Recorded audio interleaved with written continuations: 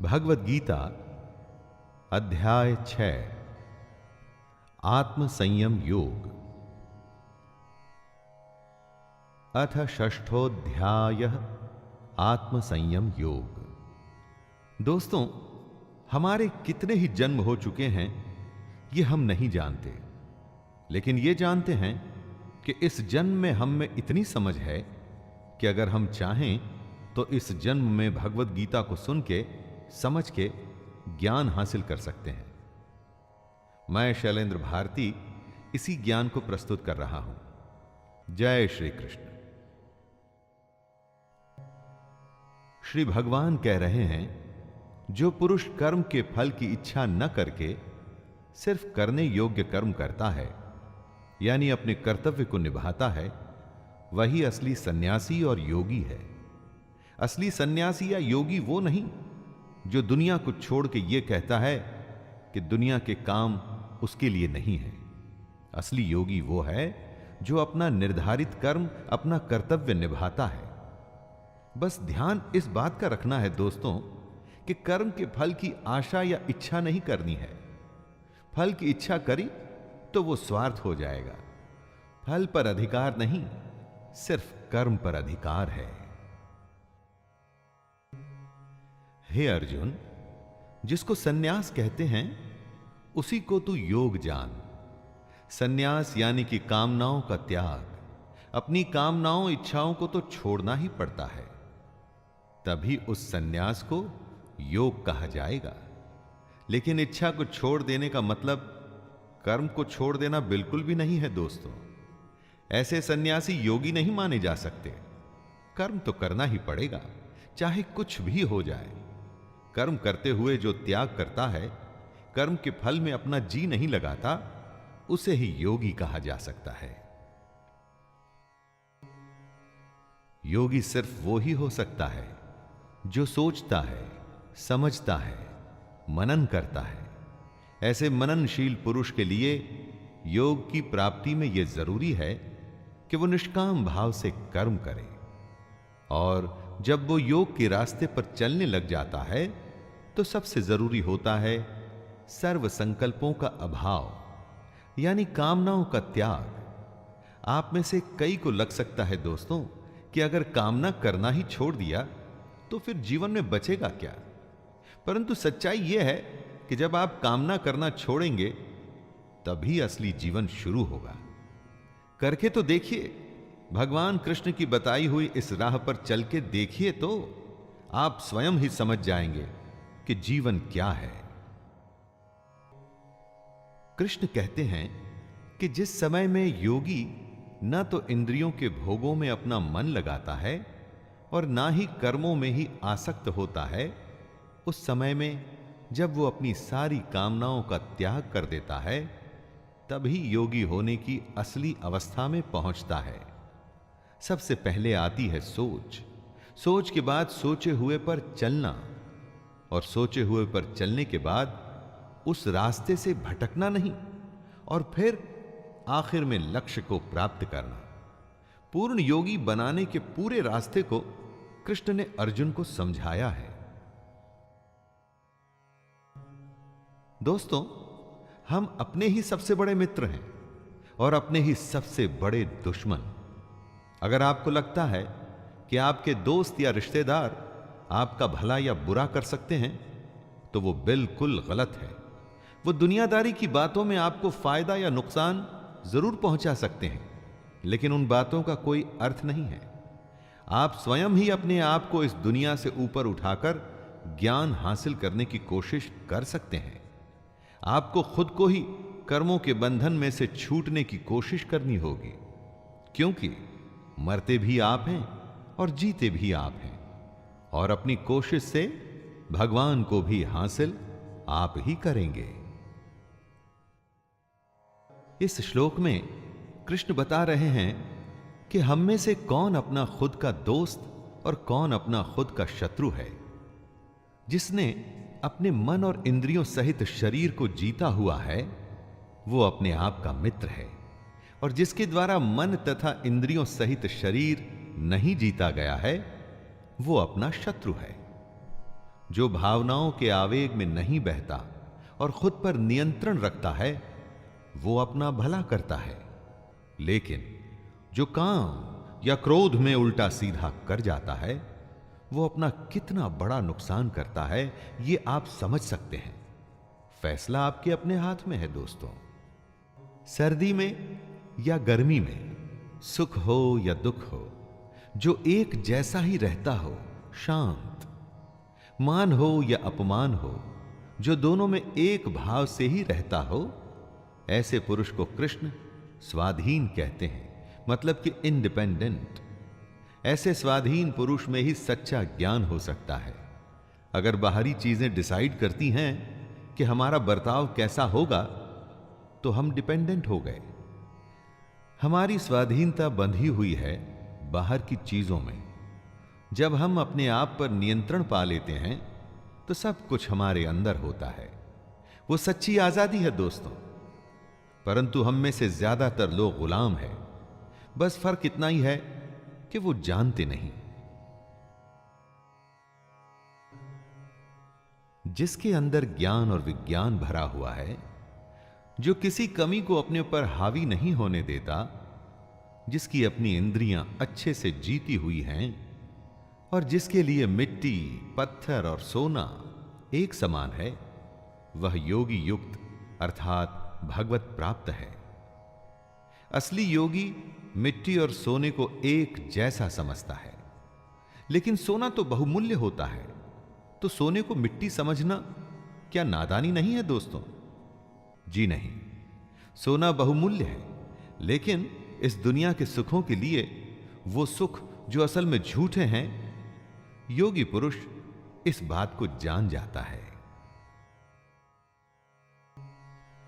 योगी की परिभाषा को समझाते हुए कृष्ण कहते हैं, जो सुहृद है, मतलब जो मन से सबका भला चाहता है, जो सबका दोस्त है, जो अपने दुश्मन से, अपना बुरा चाहने वाले का भी अच्छा चाहता है, वही असली योगी है। अच्छे बुरे लोगों में भेद करना हम सबकी आदत होती है, लेकिन क्या सब लोगों को जज कर पाने में आप सक्षम हैं? नहीं। जो योगी होता है ना, वो किसी को जज नहीं करता। वो सबके लिए एक जैसा भाव रखता है। साधु को अच्छा कहना और चोर को बुरा कहना तो आम बात है, वो तो हम सब करते हैं। लेकिन योगी ऐसा नहीं करता। जो अपने मन और इंद्रियों के साथ शरीर को वश में रखता है, जिसने अपने मन में आशा को खत्म कर दिया है और जो कुछ भी संग्रह मतलब कि इकट्ठा नहीं करता, वही योगी है। उसे अकेले ही एकांत स्थान में स्थित होकर आत्मा को निरंतर परमात्मा में लगाना चाहिए, एक्यूमुलेट करना चाहिए। जमा करना हम सबकी आदत है। जिस तरह से जितना पैसा हम जमा करते हैं ना दोस्तों, उसी तरह से अज्ञान और पाप भी जमा होता है, जिसका के हिसाब एक दिन तो देना ही होता है। योगी समझदार होता है। वो दुनिया से दूर होकर अकेले में भगवान को याद करता है। इस श्लोक में कृष्ण ध्यान में कैसे बैठें उसका तरीका बता रहे हैं। साफ सुथरी भूमि पर घास का आसन या मृगछाल या वस्त्रों से बना आसन होना चाहिए। यह आसन ना तो बहुत ऊंचा हो और ना ही बहुत नीचे। महाभारत के समय से आज के जमाने में बहुत बदलाव आया है। घर अब वैसे नहीं होते जैसे पहले होते थे, लेकिन मेडिटेशन का तरीका तो नहीं बदला ना, और ना ही कभी बदल सकता है। आसान और साधारण होना चाहिए, जगह साफ होनी चाहिए, साथ में आसन ऐसा ना हो जो ऊंचा नीचा या हिल रहा हो, अर्थात स्थिर होना चाहिए। साफ जमीन पर एक समतल आसन पर बैठ के आप ध्यान कर सकते हैं। ध्यान चाहे ईश्वर का कीजिए या अपने हृदय का। इरादा होना चाहिए कि बाहर की सारी डिस्टर्बेंसेस से आप बच के खुद के अंदर झांकें। दोस्तों, कृष्ण कहते हैं कि आसन पर बैठकर चित्त और इंद्रियों की क्रियाओं को वश में रखते हुए मन को एकाग्र करके अंतःकरण की शुद्धि के लिए योग का अभ्यास करें। मन को एकाग्र चित्त करके और हमारा मन जो हमेशा इधर उधर भागता है उसे नियंत्रण में रखना है। ध्यान में कैसे बैठें, मेडिटेशन कैसे करें, इसी को समझा रहे हैं कृष्ण। वो कहते हैं कि अपने शरीर, सिर और गले को समान एवं अचल धारण करके और स्थिर होकर अपनी नाक के आगे के हिस्से पर दृष्टि जमाकर अन्य दिशाओं को न देखते हुए बैठना है। और बैठे हुए आपका सिर, गला और शरीर का बाकी हिस्सा एकदम सीधा होना चाहिए। शरीर की स्थिरता के बाद मन को स्थिर करने के लिए आंखें नाक के आगे वाले हिस्से पर रखें ताकि और कुछ दिखाई न दे। ऐसा करके अपने मन को आप नियंत्रित कर सकते हैं, ध्यान कर सकते हैं। कृष्ण ध्यान की अवस्था के बारे में आगे बताते हुए कहते हैं कि साधक को ब्रह्मचारी के व्रत में स्थित होना चाहिए। ब्रह्मचारी से यहां मतलब है ब्रह्म में आचार करने वाला, नियम से यज्ञ करने वाला। मन में कोई भी भय नहीं होना चाहिए। अंतःकरण एकदम शांत होना चाहिए। ऐसा सावधान योगी मन को रोककर मुझ में अपना चित्त लगाए। बिहेवियर सात्विक होना चाहिए, किसी बात का कोई डर ना हो और मन में शांति। यही है योगी की अवस्था। योगी की ध्यान की अवस्था को और समझाते हुए कृष्ण अर्जुन से कहते हैं, हे अर्जुन, जिसने अपने मन को वश में कर लिया है, ऐसे योगी को अपनी आत्मा में मेरे स्वरूप को ढूंढना चाहिए। ऐसा करता हुआ योगी मुझ में रहने वाली परमानंद की पराकाष्ठा रूप शांति को प्राप्त होता है। दोस्तों, हमारी आत्मा उसी परमात्मा का ही एक अंश है। मन इस सच को हमसे छुपाने की कोशिश करता है। इसीलिए मन को वश में करना एक योगी के लिए बेहद जरूरी है। तभी ध्यान पूरा होगा, साधना पूरी होगी। योग करते तो बहुत हैं, लेकिन कितनों को इसमें सिद्धि मिलती है? और कौन है वो जिनको ये सिद्धि प्राप्त होती है? यही बात कृष्ण बताते हैं। हे अर्जुन, ये योग न तो बहुत ज्यादा खाने वाले का, न एकदम खाने वाले को मिलता है, न बहुत ज्यादा सोने वाले को, न हमेशा जागने वाले को ही। कृष्ण यहां अति की बात कर रहे हैं। चाहे भूख हो या नींद, अति किसी भी वस्तु की अच्छी नहीं है। बेशक वो अधिक की हो या काम की। जितनी आवश्यकता हो उतना ही खाइए, उतना ही सोइए, और तभी योग संभव होगा। योग उनके लिए आसान है जो सही आचरण पर चल सकें। जिनके लिए अनुशासन में चलना मुश्किल है, उनके लिए योग भी मुश्किल होगा। कृष्ण कहते हैं कि योग तो उसी का सिद्ध होता है जो ठीक से खाता है, ठीक से सोता है और अपने कर्मों में अपनी पूरी निष्ठा रखता है। ऐसे ही साधक का योग पूरा होता है और उसके सारे दुख कट जाते हैं। किसी भी एक्टिविटी को आप लीजिए, अगर उस एक्टिविटी में आपको कुछ करना है तो डिसिप्लिन तो दिखाना ही पड़ेगा। दोस्तों, जिसने अपने चित्त को एकदम वश में कर लिया है और जो परमात्मा में ही भली भांति स्थित हो जाता है, ऐसे समय में वो साधक भोगों से दूर होकर योग युक्त हो जाता है। मेडिटेशन में एक समय ऐसा आता है जब आपका मन पूरी तरह से आपके वश में होता है। उसकी हिम्मत नहीं इधर उधर का सोचने की। जब ऐसी स्थिति आती है तब आप अपने आप को, अपने काम को परमात्मा में पूरी तरह से लगा सकते हैं।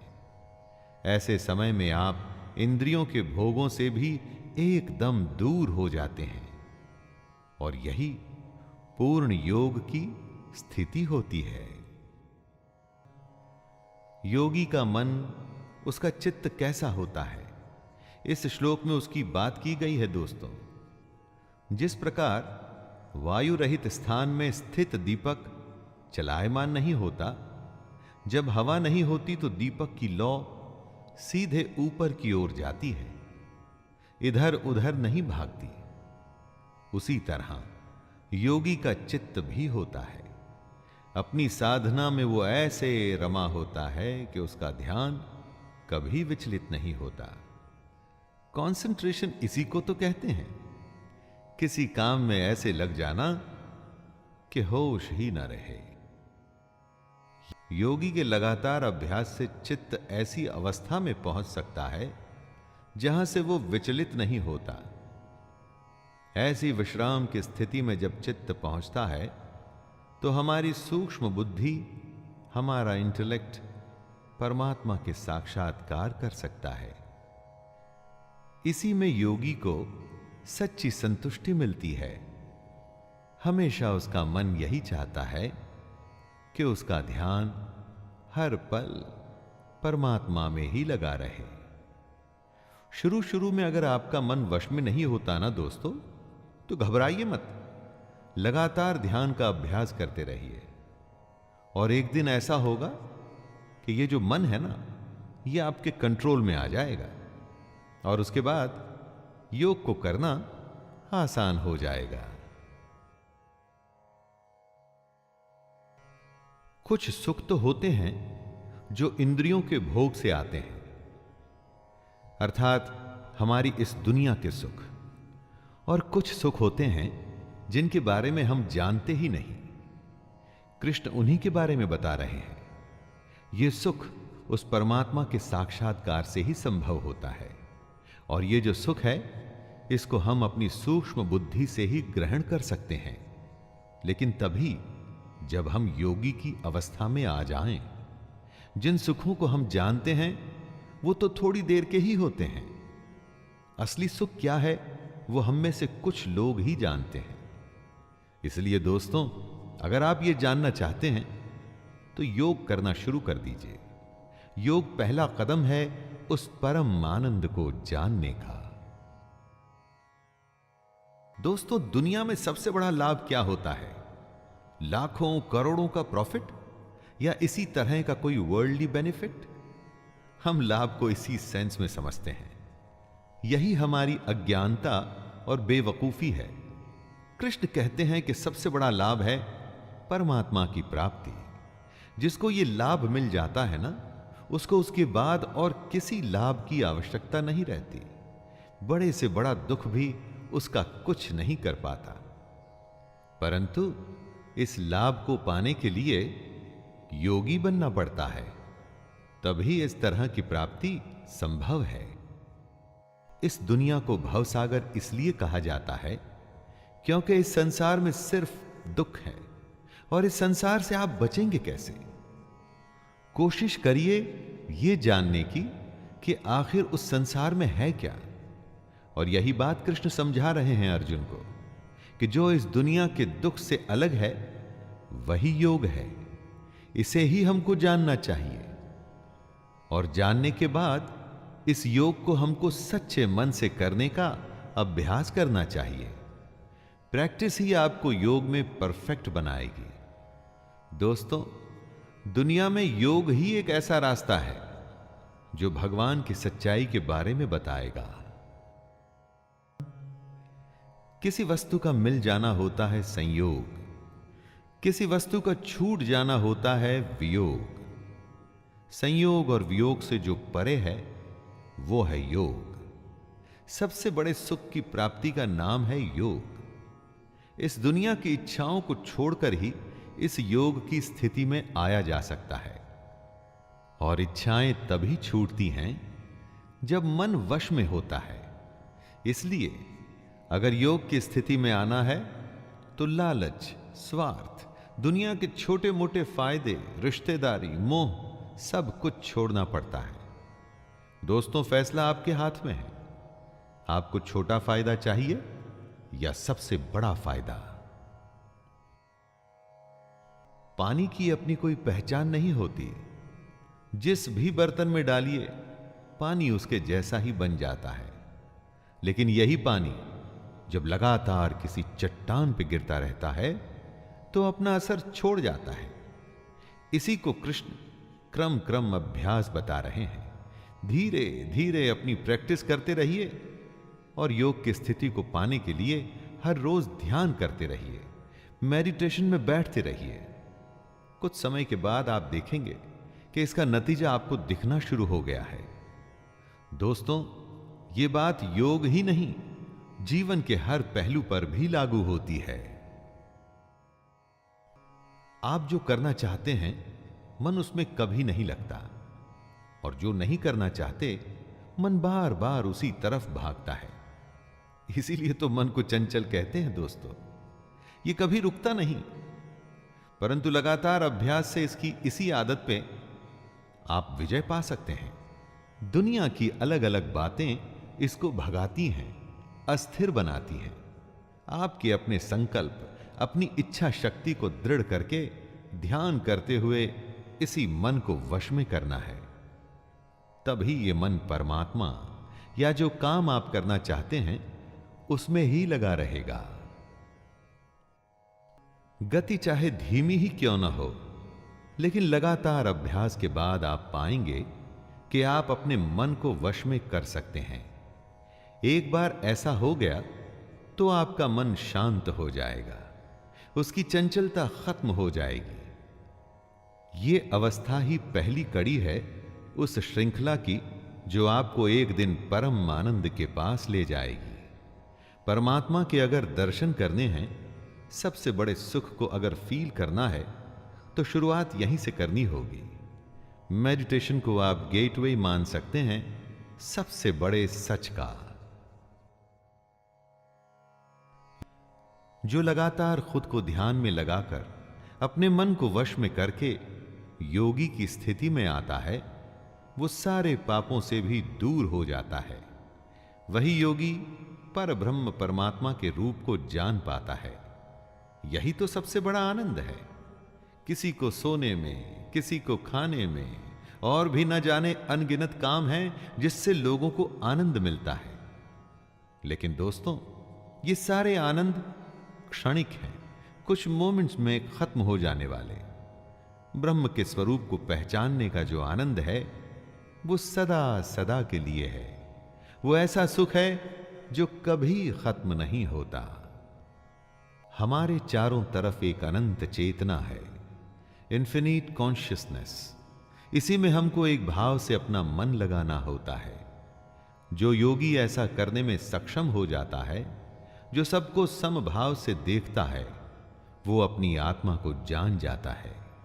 हमारी आत्मा में सब कुछ है, लेकिन उसे देखने के लिए ज्ञान चाहिए होता है, और यह ज्ञान योग से ही आता है। कॉन्शियसनेस की सबसे बड़ी स्थिति को ही योग कहते हैं, और तभी हम अपने आप को पूरी दुनिया में और पूरी दुनिया को अपने आप में देख पाते हैं। बहुत बड़ा एक सवाल है, आज से हजारों साल पहले भी था, आज भी है और आगे भी रहेगा। दोस्तों, अगर भगवान है तो दिखता क्यों नहीं? जो होता है वो दिखता है, जो नहीं होता वो नहीं दिखता। ऐसा हमारी इस दुनिया की सोच कहती है। विज्ञान अभी स्पिरिचुअलिटी के पास नहीं पहुंच पाया है। जब देखना ही गलत हो तो भगवान दिखेगा कैसे? अरे, उसे देखने के लिए योग की स्थिति में आना पड़ता है। जब आप इस योग की स्थिति में आ जाते हैं, तब कृष्ण आपके लिए अदृश्य नहीं और आप कृष्ण के लिए अदृश्य नहीं। दोस्तों, इस दुनिया में अनेकता है, परंतु उस भगवान तक जाने के लिए आपको एकता का सहारा लेना है। अपनी सारी फीलिंग्स को एक करके ध्यान लगाना है। इस एक ही भाव में स्थित होकर जो अपना ध्यान मन पे लगा, उसे वश में करता है, वही योगी बन पाता है। बहुत सारे विचारों की जरूरत नहीं है, निश्चय से खुद को नियंत्रण में रखना है, तभी बुद्धि एक जगह लगती है, वरना इधर उधर भागती रहती है। कृष्ण कहते हैं, जो ऐसा करते हुए मुझे भजता है, मैं उसे ही प्राप्त होता हूं। हे अर्जुन, जो योगी सुख और दुख को समान ही देखता है, ऐसे सम देखने वाले योगी को परम श्रेष्ठ माना गया है। दोस्तों, जो भेदभाव करे, क्या वो योगी कहलाया जा सकता है? नहीं। जो सबको स्वीकार न करे, क्या वो योगी कहलाया जा सकता है? कभी नहीं। कृष्ण योगी को डिफाइन करते हुए बताते हैं कि योगी तो वो है जो समभाव रखता है, वो सुख और दुख में एक जैसा होता है। भगवान को सिर्फ मंदिर या पूजा पाठ में हम जैसे लोग देखते हैं। वो तो योगी ही होता है जिसे हर वस्तु में भगवान दिखता है। अर्जुन एक बहुत ही स्वाभाविक सवाल पूछते हैं। यह सवाल हम सबके मन में सबसे पहले आता है दोस्तों। हे मधुसूदन, जो ये योग आपने समभाव से कहा है, मन के चंचल होने से मैं इसकी नित्य स्थिति को नहीं देखता हूं। अर्जुन कहते हैं कि मन क्योंकि चंचल है, इसलिए वो कभी समभाव में आ ही नहीं पाते। ये कहना तो आसान है कि सुख और दुख को एक जैसा देख के समभाव रखना चाहिए, लेकिन मैं ये जानना चाहता हूं कि इस समभाव को लाएं कैसे। हे श्री कृष्ण, ये मन बड़ा चंचल है, दूसरों को दबाता है, बड़ा दृढ़ और बलवान है। मन को वश में करना मैं वायु को रोकने की भांति बहुत ही दुष्कर मानता हूं। क्या वायु को आप रोक पाते हैं? दोस्तों, अर्जुन मन को वश में करने को इतना ही मुश्किल बता रहे हैं और पूछ रहे हैं कि इस बदमाश मन को कैसे कंट्रोल में लाएं। इसीलिए तो कहा जाता है कि मन के हारे हार है और मन के जीते जीत। मन इतना बड़ा है कि हर हार और जीत इसी से जुड़ी है, और अर्जुन इसी सबसे बड़े सवाल से परेशान है। सबसे कठिन प्रश्न का सबसे आसान उत्तर सिर्फ कृष्ण ही दे सकते हैं। श्री भगवान बोले, हे महाबाहो, निसंदेह मन चंचल और कठिनता से वश में होने वाला है, परंतु हे कुंती पुत्र अर्जुन, यह अभ्यास और वैराग्य से वश में होता है। दोस्तों, इस एक सलाह को अगर आप गांठ बांध लें, समझ लें, तो दुनिया की किसी भी मुश्किल को आसानी से झेल जाएंगे, उसे जीत जाएंगे। मन किसी के वश में नहीं आता, लेकिन वो अभ्यास और वैराग्य के वश में आ जाता है। प्रैक्टिस करते रहिए, अपने आप इच्छाओं का दमन हो जाएगा। कृष्ण कहते हैं कि जिसका मन वश में किया हुआ नहीं है, ऐसे पुरुष के लिए योग प्राप्त करना बेहद मुश्किल है। लेकिन प्रयत्नशील पुरुष अगर लगातार अभ्यास में लगा रहे, तो वो योग को प्राप्त कर सकता है। जो कोशिश करने को तैयार है, जिसे मेहनत से परेशानी नहीं, वो कुछ भी हासिल कर सकता है। बस छोड़ना नहीं है, लगे रहना है दोस्तों। सफर लंबा हो या छोटा, पहला कदम तो उठाना ही पड़ेगा। मन को वश में करना भी वो पहला कदम ही है, लेकिन ये पहला कदम इतना बड़ा है कि उसके बाद का सफर कैसे और कब पूरा हो जाएगा, आपको पता ही नहीं चलेगा। अर्जुन योग से जुड़ा प्रश्न करता है, हे कृष्ण, मान लीजिए जो योग में श्रद्धा रखते हैं लेकिन संयमी नहीं हैं, खुद पर नियंत्रण नहीं रख पाते, तो उनका क्या होगा? मान लीजिए जिसका मन योग से विचलित हो गया है, ऐसे साधक को योग तो प्राप्त होगा ही नहीं और ना ही वो भगवान से साक्षात्कार पाएगा। तो ऐसे साधक का क्या होता है? दोस्तों, ये प्रश्न हम सब के लिए है। हम में से कितने लोग योग में श्रद्धा रखते हैं, उसे शुरू भी करते हैं, लेकिन मन को वश में नहीं कर पाते। मन को वश में नहीं किया तो योग पूरा नहीं होगा, और तब हमारा आखिर क्या होगा? अर्जुन कृष्ण से प्रश्न कर रहे हैं कि जो पुरुष योग के रास्ते पर तो चला था, लेकिन रास्ते में ही पथ भ्रष्ट हो गया, मन को वश में नहीं कर पाया, तो उसका क्या होगा? अर्जुन कहते हैं, हे महाबाहो, क्या वो भगवान को प्राप्त करने के रास्ते में जो पुरुष मोहित हो गया, तो वो आसमान के बिखरे हुए बादल की ही तरह नष्ट हो जाएगा? मुश्किल रास्ते में डर तो लगता ही है, क्या पता रास्ते में क्या होगा। इसी डर को, इसी संशय को अर्जुन कृष्ण से पूछ रहे हैं। जिसने योग शुरू तो किया, लेकिन बीच में ही अगर वो रास्ता भूल गया, जिससे योग छूट गया, तो उसका क्या होगा? क्या वो नष्ट हो जाएगा? योग से जुड़े अपने प्रश्न को पूरा करते हुए अर्जुन कहते हैं, हे कृष्ण, मेरे इस संशय को सिर्फ आप ही दूर करने योग्य हैं, क्योंकि आपके सिवा दूसरा इसका उत्तर देने वाला मिलना संभव नहीं है। दोस्तों, अर्जुन जानते हैं कि उसके सामने साक्षात ईश्वर है, वो ईश्वर जो मनुष्यों के बीच मनुष्यों के युद्ध में खड़ा है और युद्ध करने की सलाह दे रहा है। अर्जुन को पता है कि कृष्ण से बड़ा कोई ज्ञानी नहीं, जो कृष्ण ने कह दिया वही अंतिम सत्य है। इस प्रश्न में एक तरह से अर्जुन का प्रणाम है कृष्ण को। श्री भगवान अर्जुन को उत्तर देते हैं, हे पार्थ, उस पुरुष का न तो इस लोक में नाश होता है और न परलोक में ही, क्योंकि हे प्यारे, अपनी आत्मा के भले के लिए कर्म करने वाला कोई भी मनुष्य दुर्गति को प्राप्त नहीं होता। जिसने योग शुरू किया लेकिन बेचारा मन को वश में नहीं कर पाया, तो उसका क्या होगा? क्या वो नष्ट हो जाएगा? दोस्तों, यही प्रश्न था अर्जुन का, और उत्तर में कृष्ण कहते हैं कि जिसने आत्मा की भलाई का रास्ता चुना है, जो भगवान को जानना चाहता है, उसका कभी नाश नहीं हो सकता। दोनों लोकों में उसका बुरा हो ही नहीं सकता।